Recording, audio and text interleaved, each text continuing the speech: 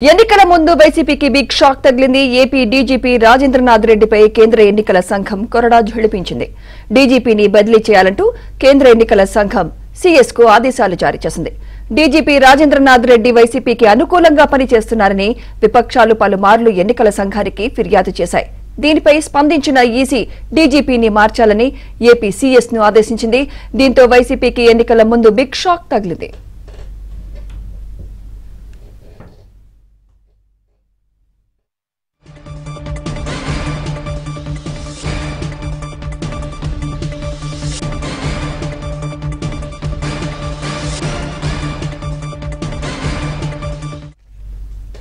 Red breaking news చూస్తున్నాం. ఎన్నికల ముందు వైసీపీకి బిగ్ షాక్ తగిలింది. ఏపీ డీజీపీ రాజేంద్రనాథ్ రెడ్డిపై కేంద్ర ఎన్నికల సంఘం కొరడా ఝళిపించింది. డీజీపీని బదిలీ చేయాలంటూ కేంద్ర ఎన్నికల సంఘం సీఎస్ కు ఆదేశాలు జారీ చేసింది. డీజీపీ రాజేంద్రనాథ్ రెడ్డి వైసీపీకి అనుకూలంగా పనిచేస్తున్నారని విపక్షాలు పలుమార్లు ఎన్నికల సంఘానికి ఫిర్యాదు చేశాయి. దీనిపై స్పందించిన ఈసీ డీజీపీని మార్చాలని ఏపీ సీఎస్ ను ఆదేశించింది. దీంతో వైసీపీకి ఎన్నికల ముందు బిగ్ షాక్ తగిలింది.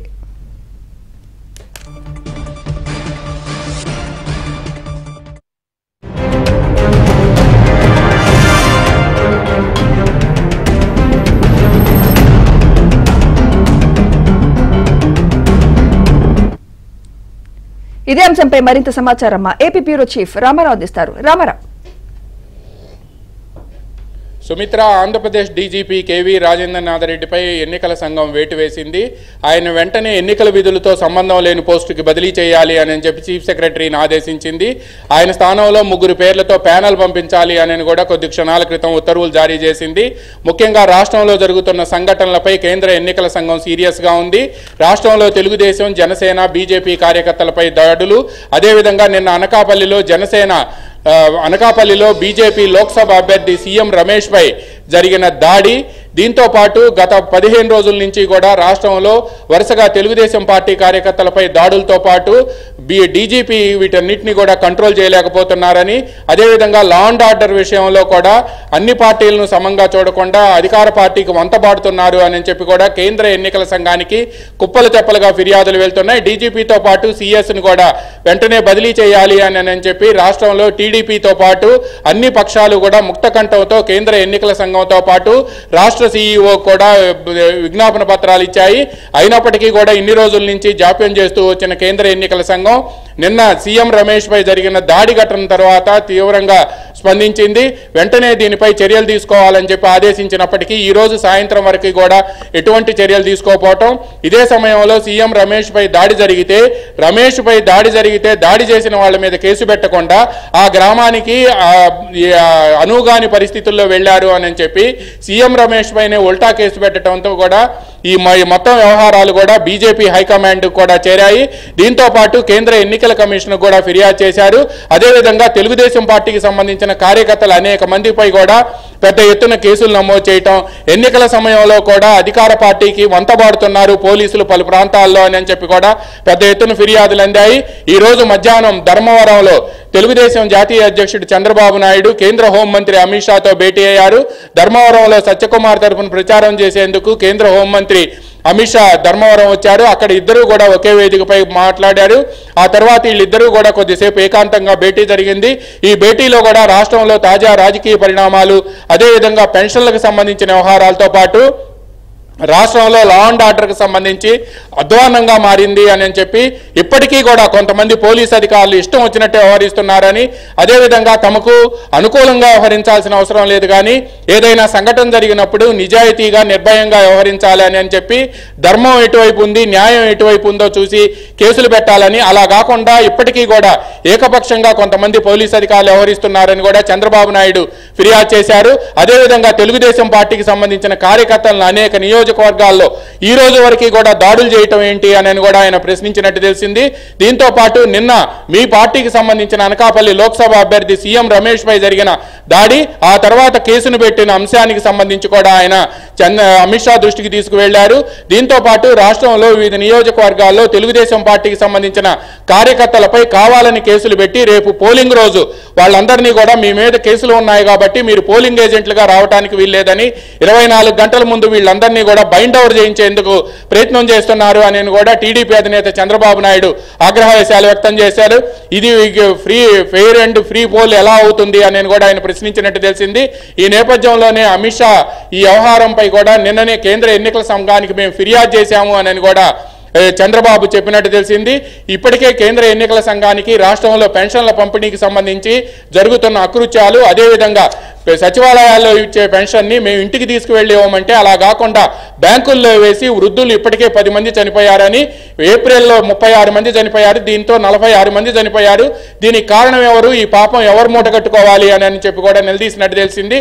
దీంతో పాటు ఈ నేపథ్యంలోనే కేవలం ల్యాండ్ టైటిలింగ్ యాక్ట్కి సంబంధించి నిన్న అధికారులు వ్యవహరించిన తీరు, కేంద్ర ఎన్నికల సంఘం ఆదేశాలు ఇచ్చిందే, వైసీపీ ఫిర్యాదు ఇచ్చిందే తడవుగా కేంద్ర ఎన్నికల సంఘం ఆదేశాలు ఇవ్వటం, కేంద్ర ఎన్నికల సంఘం ఆదేశాలు ఇచ్చిన మరుక్షణమే సిఐడి ఆగమేఘాలపై కేసులు నమోదు చేయటం, ఈ అంశాలన్నిటికీ సంబంధించి కూడా ఈ రోజు తెలుగుదేశం అధినేత చంద్రబాబు నాయుడు హోంమంత్రి అమిత్ షా దృష్టికి తీసుకువెళ్లటం, దీంతో పాటు రాష్ట్రంలో పలు నియోజకవర్గాల్లో తెలుగుదేశం పార్టీ కార్యకర్తలపై హత్యాయత్నం కేసులు పెట్టడం, అదేవిధంగా ఎస్సీ ఎస్టీ నిరోధక చట్టం కింద కేసులు పెట్టడం, వీటితో పాటు కొన్ని చోట్ల వీళ్ళందరిపై కూడా బెయిల్ రాని సెక్షన్లు నమోదు చేయటం, ఈ అంశాలన్నిటికీ సంబంధించి కూడా ఆయన అమిత్ షా దృష్టికి తీసుకువెళ్లారు.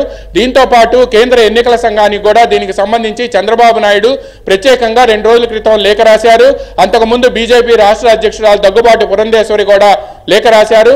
ఈ మొత్తం వ్యవహారానికి కారణం సరైన సూపర్విజన్ లేకపోవటం, డీజీపీ వీళ్ళందరినీ కంట్రోల్ చేయలేకపోవటం, ఆయన ఇన్ఛార్జిగా వ్యవహరించడం, అధికార పార్టీకి వంతబాడుతున్నారు అని కూడా కేంద్ర ఎన్నికల సంఘానికి ఫిర్యాదు చేశారు. ఈ నేపథ్యంలోనే డీజీపీని వెంటనే బదిలీ చేయాలి అని చెప్పి కూడా కొద్దిసేపటి క్రితం కేంద్ర ఎన్నికల సంఘం నుంచి రాష్ట్ర సీఈఓతో పాటు రాష్ట్ర ప్రభుత్వ ప్రధాన కార్యదర్శికి కూడా ఆదేశాలు వచ్చాయని చెప్పి మనకు సమాచారం అందుతుంది. ఇక డీజీపీకి ఎన్నికలతో సంబంధం లేని విధులు అప్పగించాలి అని కూడా ఆదేశాలు జారీ చేయటమే కాకుండా డైరెక్ట్ రిక్రూటీలైన 3 అధికారుల పేర్లను పంపించాలి అని కూడా ఆదేశాలు జారీ చేశారు.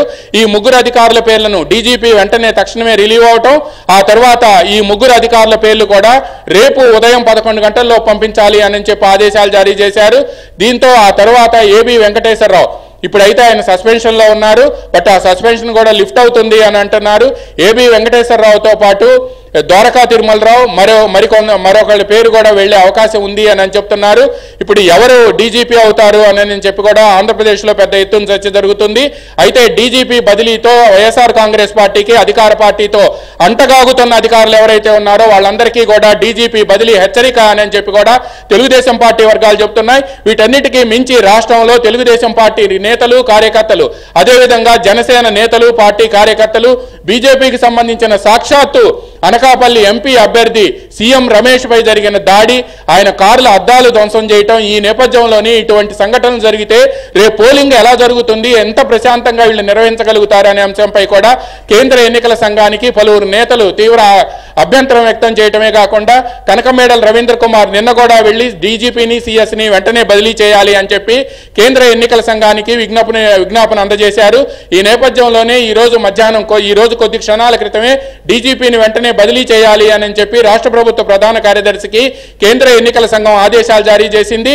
ఆయన వెంటనే రిలీవ్ అయిపోయి ఆయన కింద ఉన్న అధికారికి బాధ్యతలు అప్పగించి వెంటనే రిలీవ్ అయిపోవాలని కూడా ఆదేశాలు జారీ చేసింది. అయితే రాష్ట్రంలో అధికార పార్టీతో అంటగాగుతున్న అధికారులు ఎవరైతే ఉన్నారో 5 జిల్లాల ఎస్పీలు, ఒక రేంజ్ ఐజీతో పాటు అదేవిధంగా ఇక్కడ విజిలెన్స్ ఎన్ఫోర్స్మెంట్ ఐజీగా ఉన్న మరో అధికారిని కూడా ఇక్కడి నుంచి కొల్లి రఘురామరెడ్డిని కూడా ఇక్కడి నుంచి అసోం ఎన్నికలకు విధులకు బదిలీ చేశారు. ఇలా ఎవరైతే అధికార పార్టీకి అంటగాగుతున్నారో అధికారులు వీళ్ళందరినీ కూడా బదిలీ వేయటం ఇప్పుడు రాష్ట్ర అధికార వర్గాల సంచలనం రేకెత్తించింది. అదేవిధంగా రేపో మాపో రాష్ట్ర ప్రభుత్వ ప్రధాన కార్యదర్శితో పాటు మరికొందరు అధికారులపై కూడా బదిలీ వేటు పడుతుందని కూడా మనకి సమాచారం అందుతుంది. అంటే రామారావు ఏపీ డీజీపీగా ఎవరిని నియమించబోతున్నారు, ఎవరికి ఎక్కువ ఛాన్స్ ఉంది, ఎవరి పేరు ఎక్కువగా వినిపిస్తోంది రామారావు? అయితే నెక్స్ట్ సీనియారిటీలో అయితే మాత్రం ఆయన ఏబి వెంకటేశ్వరరావు గారు ఉన్నారు. ఏబి వెంకటేశ్వరరావు అయితే ప్రస్తుతం సస్పెన్షన్లో ఉన్నారు. ఆయన తన సస్పెన్షన్ కూడా క్యాట్లో సవాల్ చేశారు. క్యాట్ కూడా జడ్జిమెంట్ రిజర్వ్ చేసింది. అదేవిధంగా ఇప్పుడు ఆర్టీసీ ఎండీగా ఉన్న ద్వారకా తిరుమలరావు కూడా ఉన్నారు. ఆయన తర్వాత మరి కొంతమంది అధికారులు ఉన్నప్పటికీ కూడా అయితే ఏబి వెంకటేశ్వరరావు సస్పెన్షన్ లిఫ్ట్ చేస్తే ఆయనకు మే 31వ తేదీ వరకు మాత్రమే ఆయన పదవీ విరమణ చేయబోతున్నారు. లేకపోతే ద్వారకా తిరుమలరావు ప్రస్తుతం ఆర్టీసీ ఎండీగా ఉన్నారు. ఆయన పేరు ఖరారయ్యే అవకాశం ఉందని చెప్పి మనకు సమాచారం అందుతుంది. అయితే రాష్ట్ర ప్రభుత్వ ప్రధాన కార్యదర్శి నుంచి 3 సభ్యులతో ప్యానెల్ పంపించాల్సి ఉంది. ఆ ప్యానెల్కి సంబంధించి కూడా వెంటనే అధికారులతో చర్చించి ప్రభుత్వ ప్రధాన కార్యదర్శి ఈ ప్యానెల్ను వెంటనే పంపాలి అని కూడా కేంద్ర ఎన్నికల సంఘం ఆదేశాలు జారీ చేసింది. దాదాపుగా ఏబి వెంకటేశ్వరరావు మీద సస్పెన్షన్ లిఫ్ట్ చేస్తే ఆయన కానీ, లేకపోతే ఒకవేళ సస్పెన్షన్ లిఫ్ట్ చేయాలి అంటే క్యాట్లో ఉంది కాబట్టి అది ఎంతవరకు సాధ్యమవుతుంది అనేది చూడాలి. ఇదే సమయంలో ఏబి వెంకటేశ్వరరావుతో పాటు ద్వారకా తిరుమలరావు పేరు కూడా వెళ్తుంది. దాదాపుగా ద్వారకా తిరుమలరావు అవుతారు అని చెప్పి కూడా బయట ప్రచారం జరుగుతుంది.